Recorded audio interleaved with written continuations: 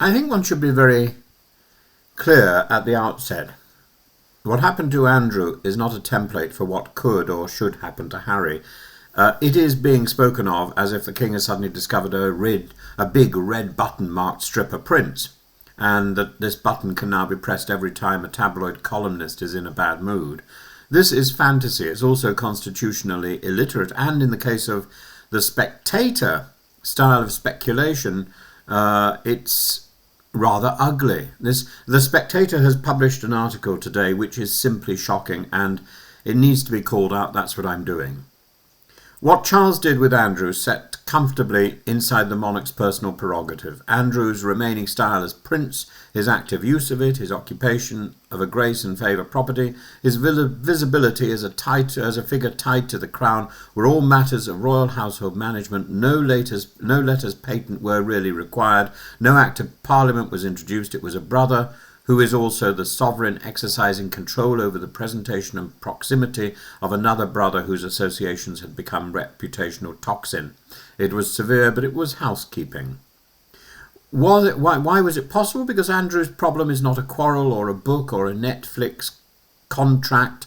It's a long documented association with a convicted offender, punctuated by a disastrous television interview and followed by a civil settlement and the emergence of stories which suggest he was lying.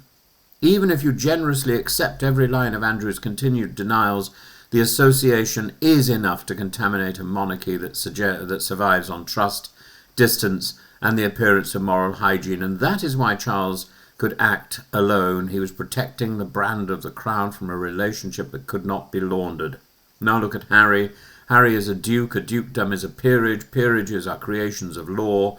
You can regulate the use of HRH by royal will, you can close doors at Windsor, you can decline to invite, you can cool the pageantry. What you cannot do so easily is unmake a parliamentary grade honour on a whim. For that you would fall into 1917 territory when titles were taken from those who had sided with an enemy in time of war. That was not a family spat, that was a national emergency expressed in legislation, and to pretend that a son publishing a memoir about a broken necklace, a frostbitten detail, and his disappointment with an institution is on a par with Andrew's Epstein entanglement is not only a category error, it's bad faith. And this is why the Spectator-type argument should be called out. It trades on a cheap parallel. It says, the king has shown he can cut down one brother, therefore the line is now open to cut down another. It slides over the fact that the grounds are radically different. Andrew's issue was proximity to a criminal world. Harry's issue is speech, commerce, and hurt feelings. One is about safeguarding the crown from contamination, the other is about managing dissent. A monarchy that begins to punish dissent in its own bloodline by title removal is a monarchy that invites Parliament to take an interest, and that is the last thing the palace wants. There is another element that the commentary keeps missing. Charles was not only acting as brother, he was acting as sovereign with a duty to the public that gives him height over Andrew. He doesn't have that height over Harry in quite the same way, because Harry is not disgraced in law or even in public morals. Harry is merely unpopular in certain quarters. He irritates, he monetizes, he's broken the code. That is not grounds for a royal equivalent of excommunication. It's grounds for what we have already seen: removal from the working roster, an end to taxpayer security, and a firm line about how far Sussex can be leveraged commercially. I think a lot of the stuff that's been going on with Harry is fundamentally wrong. I don't think that he should have his security removed at all. The point about the media lurking on this is important, because there's a definite appetite to turn every royal disciplinary move into a morality play about Harry and Meghan. Andrew is stripped. So Harry must be next. Sarah Ferguson is nudged out. So Meghan must watch her step. It is gossip logic, not constitutional logic. The Crown acted against Andrew because it had run out of road, because new emails were about to make things worse, and because the public will not carry the weight of a prince who will not express credible solidarity with abuse victims. None of that maps onto Harry. Harry has never been in a criminal friendship. He has attacked the family, not trafficked in shame. It is also worth saying that the brother-to-brother dimension here is being over-dramatised. This is not the first time in history that a monarch has had to sideline or reduce a sibling who has become a liability. Well, what is unusual is that the modern monarchy has tended to avoid open punishment in favour of quiet exile. Charles has made the informal formal, that is all. He's not invented a new rule that elder brothers can start plucking coronets off younger brothers whenever the gossip pages cackle. Where then does William fit in? Well, the briefings about him wanting a slimmed-down, all-working, all-service-minded roster are entirely plausible. As future king, he will want clarity about who is inside, who is outside.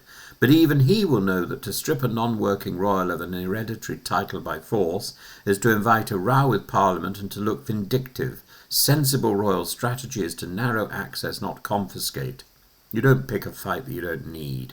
So, this is the line to take. Andrew's case was sui generis. It involved reputational damage from an external criminal scandal. That activates the king's personal authority. Harry's case is intramural. It is a family and institutional quarrel conducted in public that calls for management, not punishment.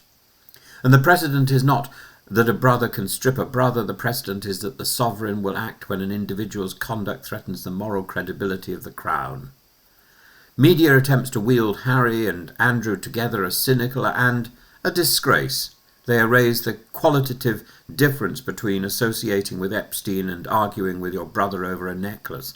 If the crown overreaches and starts tearing down titles from people whose only sin is candour, it will politicise itself and open the door to Republican campaigning in Parliament on the ground of fairness. It's right to call this out. The public can understand proportion. They saw Andrew's removal as proportionate to the embarrassment. They can also see Harry's offences are of a lesser order. To pretend otherwise is to weaponise the monarchy for column inches. A serious crown cannot do that. Indeed, the crown is making a major decision and risking the possibility that Sarah Ferguson will write a tell-all book. Well, publish and be damned. Publish and be damned. It may be a very interesting book. I wait to read it. I read any filth. When I was convalescing from cancer, I spent the time in the hospital reading the entire published works of Nadine Dorries. I will read anything.